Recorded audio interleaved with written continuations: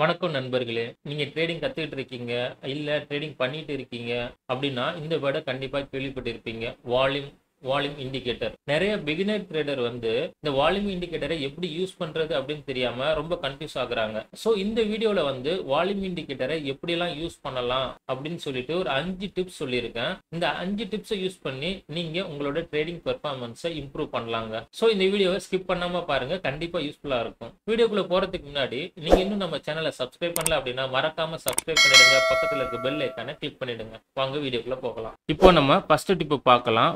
Identify breakouts with volume spikes. இப்போ பார்த்தீங்கன்னா இது வந்து பிரேக்அவுட் ட்ரேடிங் ஸ்ட்ராட்டஜின்னு ஒன்று இருக்குது. அதில் என்ன அப்படின்னு பார்த்தீங்கன்னா, ஒரு ஸ்டாக் வந்து ஒரு ரெசிஸ்டன்ட் லெவலையோ சப்போர்ட் லெவலையோ பிரேக் அவுட் பண்ணணும்னா நம்ம பை பண்ணுறது எப்படின்னு பார்த்தீங்கன்னா, இதுதான் ரெசிஸ்டன்ட் லெவல்.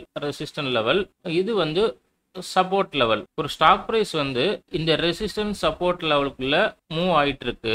ஒரு நாள் என்ன பண்ணுது அப்படின்னு பாத்தீங்கன்னா, இந்த ரெசிஸ்டன்ட் லெவல பிரேக் அவுட் கொடுக்குது. So break out trading strategy படி ஒரு ஸ்டாக் பிரைஸ் வந்து ரெசிஸ்டன்ட் லெவல பிரேக் அவுட் கொடுத்துச்சு அப்படின்னா நம்ம பை பண்ணலாம். ஆனா இங்க கவனிக்க வேண்டிய ஒரு விஷயம் இருக்கு. அது என்னன்னு பாத்தீங்கன்னா, இப்படி பிரேக் அவுட் கொடுக்குற எல்லா ஸ்டாக்குமே சக்சஸ் ஆறது இல்லை. என்ன பண்ணும் அப்படின்னு பாத்தீங்கன்னா, இப்படி பிரேக் அவுட் கொடுத்ததுக்கு அப்புறம் மறுபடியும் ரெசிஸ்டன்ட் லெவலுக்குள்ளேயே வந்துடும். ஸோ இதனால நமக்கு என்ன ஆகும் அப்படின்னு பாத்தீங்கன்னா, நம்மளோட ஸ்டாப் லாஸ் ஹிட் ஆகி நம்ம லாஸ் எடுக்க வேண்டியதா இருக்கும். ஸோ இப்படி நம்ம பிளைண்டா பிரேக் அவுட்டை மட்டும் பார்த்தோம் அப்படின்னா நம்மளோட வின்னிங் ரேஷியோ கம்மி ஆகிறதுக்கான வாய்ப்பு அதிகமாக இருக்குங்க. ஸோ நீங்கள் இது வரைக்கும் இப்படி தான் ட்ரேட் பண்ணிட்டு இருக்கீங்க, ஒன்லி பிரேக் அவுட்டை மட்டும் தான் பார்க்குறீங்க அப்படின்னா இனிமேல் அப்படி பண்ணாதீங்க.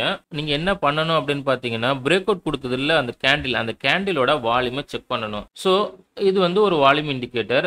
இதில் பார்த்தீங்கன்னா இந்த பிரேக் அவுட் கொடுக்குற கேண்டிலுக்கு ஒரு வால்யூம் இருக்கும், அதுக்கு முன்னாடி உள்ள கேண்டிலுக்குலாம் வால்யூம் இருக்கும். ஸோ நீங்கள் என்ன பண்ணணும் அப்படின்னு பார்த்தீங்கன்னா, இந்த பிரேக் அவுட் கொடுக்குதுல கேண்டில், அந்த கேண்டிலோட வால்யூமோட சைஸை செக் பண்ணணும். அந்த வால்யூமோட சைஸ் வந்து ப்ரீவியஸ் வால்யூமோட சைஸோட அதிகமாக இருந்துச்சு அப்படின்னா இது வந்து ஒரு நல்ல பிரேக் அவுட். இந்த பிரேக் அவுட்ல நம்ம ட்ரேட் பண்ணலாம். ஸோ அதிகமான வால்யூமோட பிரேக் அவுட் கொடுத்துச்சு அப்படின்னா அந்த ஸ்டாக் பிரைஸ் நல்ல மேலே ஏற வாய்ப்பு இருக்கும். ஸோ அதனால நம்ம அந்த ட்ரேடை எடுக்கலாம். ஸோ இந்த ஸ்ட்ராங்கான வால்யூம்ல பிரேக் அவுட் நடக்குது இல்லை, இதுக்கு சில எக்ஸாம்பிள் பார்க்கலாம். இது வந்து work pharma chart, one day time ஃப்ரேம்ல இருக்கு. இதுல இது பாத்தீங்கல்ல, இதுதான் ரெசிஸ்டன்ட் லெவல், ஸ்ட்ராங்கான ரெசிஸ்டன்ட் லெவல். இதுல இந்த ரெசிஸ்டன்ட் லெவலை இந்த கேண்டில் வந்து பிரேக் அவுட் கொடுக்குது. பிரேக் அவுட் கொடுக்கும்போது அந்த கேண்டிலோட வால்யூம் கீழே பாத்தீங்கன்னா இதுதான் வால்யூம் இண்டிகேட்டர். அந்த கேண்டிலோட வால்யூம் பாருங்க.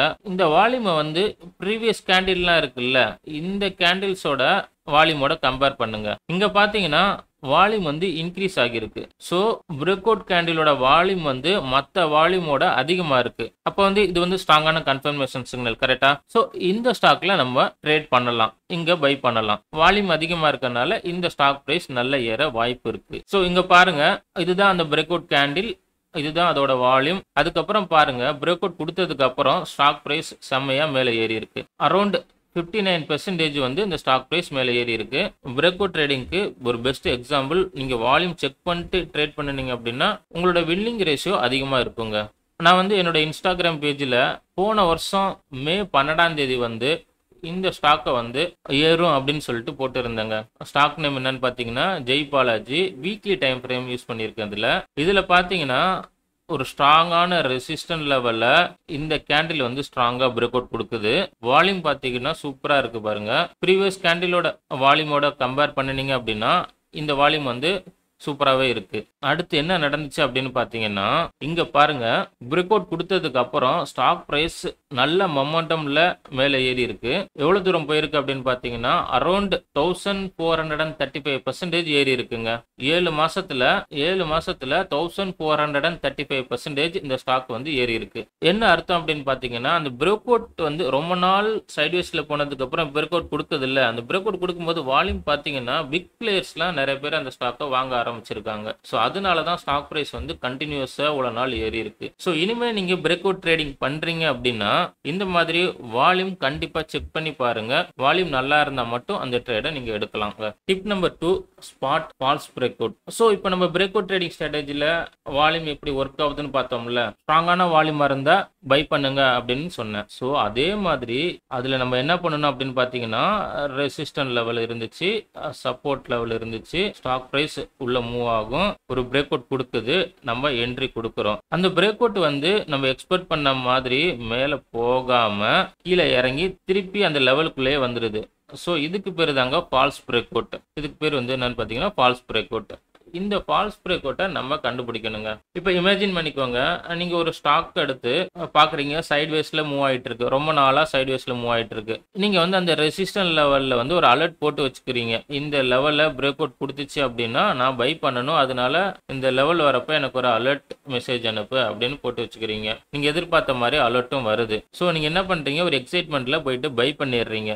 பிரேக் அவுட் கொடுத்தோன்னே பை பண்ணிடுறீங்க, வால்யூம்லாம் செக் பண்ணாம பை பண்ணிடுறீங்க. அதுக்கப்புறம் பாத்தீங்கன்னா அது ஃபால்ஸ் பிரேக் அவுட் ஆகி மறுபடியும் அந்த ஜோனுக்குள்ளேயே வந்துடுது. இந்த மாதிரி தப்பு வந்து நான் பிகினிங் ஸ்டேஜில் நிறைய பண்ணியிருக்கேங்க.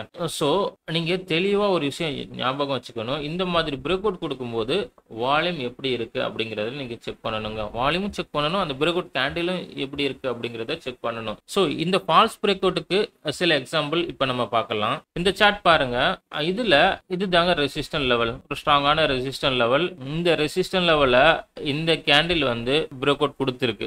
ஓகேவா? பிரேக் அவுட் கொடுக்கும்போது நீங்க வால்யூம் செக் பண்ணி பாருங்க. இந்த ப்ரீவியஸ் வால்யூம்லாம் பாருங்க நல்லா இருந்திருக்கு. ஆனா பிரேக் அவுட் கொடுக்கும்போது உள்ள வால்யூம் பாருங்க, அந்த வால்யூமோட கம்மியா தான் இருக்கு, ப்ரீவியஸ் வால்யூமோட கம்மியா தான் இருக்கு. பட் நீங்க இங்க வால்யூம் ரிமூவ் பண்ணிட்டு பாத்தீங்கன்னா இந்த பிரேக் அவுட்டை பாத்தீங்கன்னா சூப்பரான பிரேக் அவுட் மாதிரி தான் தெரியுது. ஸோ நெக்ஸ்ட் கேண்டில் பாத்தீங்கன்னா இந்த ரெசிஸ்டன்ட் லெவலுக்கும் வெளியில தான் இருக்கு. ஸோ பிரேக் அவுட் ஸ்ட்ராட்டஜி படி இந்த ட்ரேடை வந்து நம்ம எடுக்கலாம். பட் நீங்க வால்யூம் கவனிச்சிருந்தீங்க அப்படின்னா இந்த ட்ரேடை நீங்க வந்து அவாய்ட் பண்ணுவீங்க. ஓகேவா? நெக்ஸ்ட் என்ன நடந்துச்சு அப்படின்னு பாத்தீங்கன்னா, இங்க பாருங்க, பிரேக் அவுட் கொடுத்ததுக்கு அப்புறம் ஒரு ரெட் கேண்டில் ஃபார்ம் ஆகியிருக்கு. அதுக்கப்புறம் பாத்தீங்கன்னா ஸ்டாக் பிரைஸ் மறுபடியும் அந்த ரெசிஸ்டன்ட் லெவலுக்குள்ளேயே வந்துருச்சு. அதுக்கப்புறம் மறுபடியும் பிரேக் அவுட் கொடுக்க ட்ரை பண்ணுது. அங்கேயுமே பாத்தீங்கன்னா வால்யூம் சுத்தமா இல்லை. வால்யூம் அதிகமா இருந்துச்சு அப்படின்னா அந்த பிரேக் அவுட் சக்சஸ் ஆகும். வால்யூம் இல்லை, ரொம்ப கம்மியான வால்யூமா இருக்கு அப்படின்னா அந்த ட்ரேடு வந்து ஃபெயில் ஆகிறதுக்கான சான்ஸ் ரொம்ப அதிகமாகவே இருக்கும். இந்த சார்ட் பாருங்க, இது வந்து நான் பண்ணின ஒரு ட்ரேடுங்க. இதில் பார்த்தீங்கன்னா ஸ்டாக் ப்ரைஸ் வந்து இந்த ரெசிஸ்டன்ட் லெவலை இங்கே பிரேக் அவுட் கொடுக்க ட்ரை பண்ணியிருக்கு, ஆனால் முடியலை, மறுபடியும் கீழே இறங்கி வந்துருச்சு. ஸோ இதில் பார்த்தீங்கன்னா மறுபடியும் பிரேக் அவுட் கொடுக்க ட்ரை பண்ணுது. நான் என்ன கவனிச்சேன் அப்படின்னு பார்த்தீங்கன்னா, இந்த ஸ்டாக் பார்த்தீங்கன்னா ஹையர் லோ ஃபார்ம் பண்ணியிருக்கு. இது ஒரு லோ, இது வந்து ஹையர் லோ. ஸோ நம்ம இப்படி ஒரு லைன் வரையலாம். ஓகேவா? இது பார்த்தீங்கன்னா சிமெட்ரிக்கல் ட்ரையாங்கிள் பேட்டர்ன் மாதிரி இருக்குல்ல. ஸோ அதனால நான் என்ன பண்ணேன் அப்படின்னு பார்த்தீங்கன்னா, செகண்ட் டைம் பிரேக் அவுட் கொடுக்கும்போது நான் பை பண்ணிட்டேங்க. ஸோ இங்கே பை பண்ணிட்டேன். வால்யூம் வந்து நான் இப்போ செக் பண்ணாமல் ஒரு பேட்டர்னை பிரேக் அவுட் கொடுக்குது அப்படின்னு சொல்லிட்டு நான் பை பண்ணிட்டேன். அதுக்கப்புறம் என்ன நடந்துச்சு அப்படின்னு பார்த்தீங்கன்னா, இங்கே பாருங்க. ஸோ நான் பை பண்ணதுக்கு அப்புறம் ஒரு டோஜி கேண்டில் ஃபார்ம் ஆகியிருக்கு. அதுக்கப்புறம் பார்த்தீங்கன்னா ஒரு ரெட் கேண்டில் வெயிட் பண்ணுனேன். அதுக்கப்புறம் பார்த்தீங்கன்னா ஒரு கேப் டவுன் நடந்திருக்கு. ஸோ இந்த கேப் டவுன் பார்த்த உடனே நான் செல் பண்ணிட்டு என்னோட லாஸை வெளியில் எடுத்துட்டு வந்துட்டேங்க. இந்த கேப் டவுன் நடந்தப்ப வால்யூம் எப்படி இருக்குன்னு பாருங்க, பெரிய வால்யூம், செல்லர் வால்யூம், பெரிய செல் நடந்திருக்கு. ஸோ இதை கவனிச்ச உடனே நான் இந்த ஸ்டாக்கை வித்துட்டு வெளியில வந்துட்டேன், லாஸை கட் பண்ணிட்டேன். ஸோ இதுலேருந்து நம்ம கற்றுக்க வேண்டியது என்ன அப்படின்னு பார்த்தீங்கன்னா, ஒரு பிரேக் அவுட் நடக்கும்போது வால்யூம் எப்படி இருக்கு அப்படிங்கிறத நம்ம செக் பண்ணணும். வால்யூம் வந்து அதிகமாக இருந்துச்சுன்னா நம்ம அந்த பிரேக் அவுட் ட்ரேடை எடுக்கலாம், இல்லாட்டி அவாய்ட் பண்ணிடலாம். சப்போஸ் நீங்கள் ட்ரேடை எடுத்துட்டீங்க, ஆனால் ட்ரேடு எடுத்து நீங்கள் எக்ஸ்பெக்ட் பண்ணுற மாதிரி, நீங்கள் ட்ரேட் எடுத்த பிறகு நீங்கள் எக்ஸ்பெக்ட் பண்ண மாதிரி போகலை அப்படின்னா நீங்கள் யோசிக்காமல் லாஸை கட் பண்ணிவிட்டு வெளியில் வந்துடணுங்க. நான் அந்த ஸ்டாக்கை வச்சுருந்தேன் அப்படின்னு பார்த்தீங்கன்னா எனக்கு லாஸ் வந்து அதிகமாகிருக்கும்.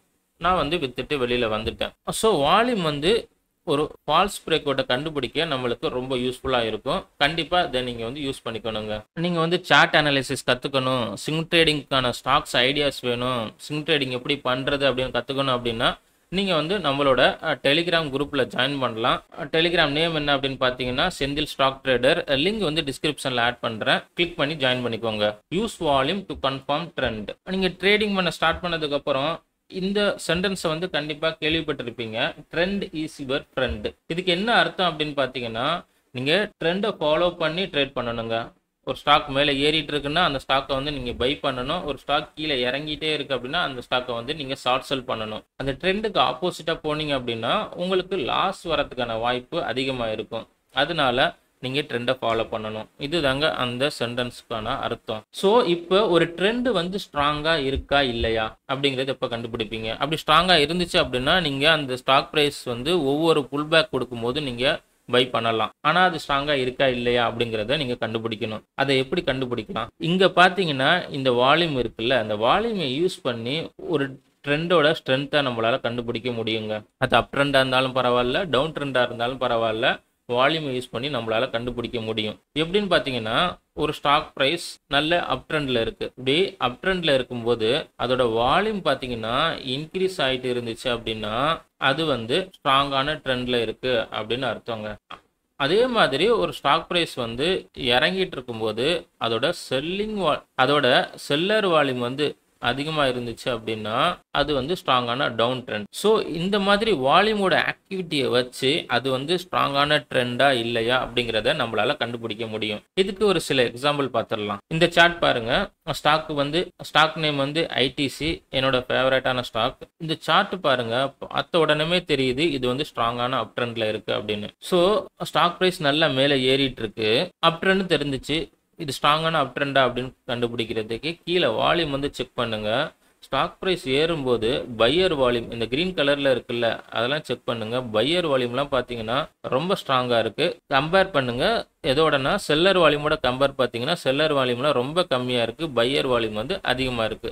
ஸோ இதை வச்சே நம்மளால சொல்ல முடியும் இந்த ட்ரெண்ட் வந்து ஸ்ட்ராங்கான ட்ரெண்ட் அப்படின்னு. ஸோ ஸ்ட்ராங்கான ட்ரெண்ட்னா நீங்க ஒவ்வொரு புல் பேக் கொடுக்கும்போது பை பண்ணலாங்க. ஸோ இங்க ஒரு புல் பேக் கொடுத்துருக்கா பை பண்ணலாம், இங்க ஒரு புல் பேக் கொடுத்துருக்கா பை பண்ணலாம், இங்க ஒரு புல் பேக் கொடுத்துருக்கா இங்க நீங்க பை பண்ணலாம். ஸோ புல் பேக் கொடுக்கும் போதுமே அதோட வால்யூம் பாருங்க அதிகமாக இருக்கு. ஸோ இங்க வந்து இந்த வால்யூம் வந்து நமக்கு சொல்லுது இது வந்து ஸ்ட்ராங்கான அப் ட்ரெண்ட் அப்படின்னு. இதை யூஸ் பண்ணி நம்ம ட்ரெண்டை ஃபாலோ பண்ணி ட்ரேட் பண்ணலாம். இந்த சார்ட் பாருங்க.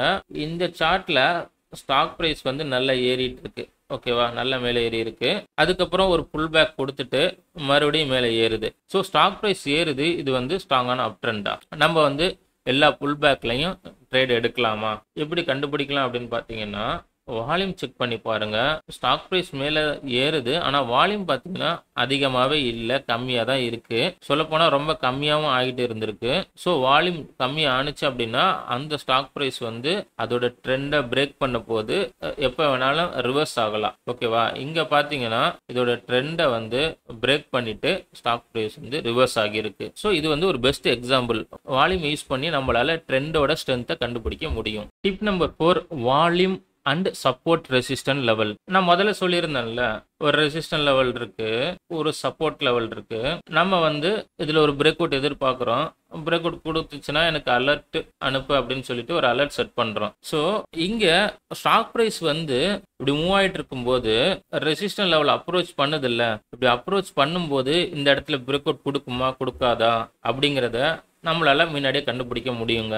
எப்படி முடியும் அப்படின்னு கேட்டீங்கன்னா, இப்படி ரெசிஸ்டன்ட் லெவலில் அப்ரோச் பண்ணும்போது வால்யூம் வந்து ஸ்டெடியாக இன்க்ரீஸ் ஆணுச்சு அப்படின்னா பிரேக் அவுட் நம்ம எதிர்பார்க்கலாம். அதே மாதிரி ஆனால் ஸ்டாக் ப்ரைஸ் வந்து ரெசிஸ்டன்ட் லெவலில் அப்ரோச் பண்ணும்போது வால்யூம் இன்க்ரீஸ் ஆகாமல் லோவாக இருந்துச்சு அப்படின்னா நம்ம அங்கே வந்து ஒரு ரிவர்சல் எதிர்பார்க்கலாம். சேம் ரெசிஸ்டன்ட் லெவலுக்கும் சேம் சப்போர்ட் லெவலை வந்து ஸ்டாக் பிரைஸ் வந்து ரீச் பண்ணும்போது வால்யூம் வந்து செல்லர் வால்யூம் இன்க்ரீஸ் ஆனிச்சு அப்படின்னா நம்ம வந்து கீழே பிரேக் அவுட் எதிர்பார்க்கலாம். வால்யூம் வந்து லோவா இருந்துச்சு அப்படின்னா இங்க இருந்து ஒரு ரிவர்சல் எதிர்பார்க்கலாங்க. இதை யூஸ் பண்ணி நம்ம சைட்வேஸ் ரேஞ்சில் ட்ரேட் பண்ணலாம். இப்போ நீங்க டே ட்ரேடிங் பண்றீங்க அப்படின்னா மார்க்கெட் வந்து சைட்வேஸ் ரேஞ்சில் இருக்கும்போது இந்த வால்யூமை யூஸ் பண்ணி நம்ம இங்க ரிவர்ஸ் ஆகும், இங்கேருந்து ஷார்ட் செல் பண்ணலாம், இங்க ரிவர்ஸ் ஆகும், இங்கேருந்து ஷார்ட் செல் பண்ணலாம், இங்கேருந்து மறுபடியும் மேலே ஏறும், பை பண்ணலாம் அப்படின்னு நம்ம வால்யூம் யூஸ் பண்ணி ட்ரேட் பண்ணலாங்க. இதை வந்து நம்ம சார்ட்ல பார்க்கலாம். இந்த சார்ட் பாருங்க, இது வந்து ரெசிஸ்டன்ட் லெவல். ஸ்டாக் பிரைஸ் வந்து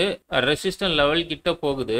அப்படி ரெசிஸ்டன்ட் லெவல் கிட்ட போகும்போது நீங்க வால்யூம் பார்த்தீங்கன்னா கொஞ்சம் கொஞ்சமா மேலே இன்க்ரீஸ் ஆகுது பாருங்க. ஸோ இந்த இடத்துல வந்து நம்ம பிரேக் அவுட் எதிர்பார்க்கலாம். வால்யூம் இன்க்ரீஸ் ஆகுது, ப்ரைஸும் இன்க்ரீஸ் ஆகுது, ஒரு கேண்டில் வந்து பிரேக் அவுட் கொடுக்குது.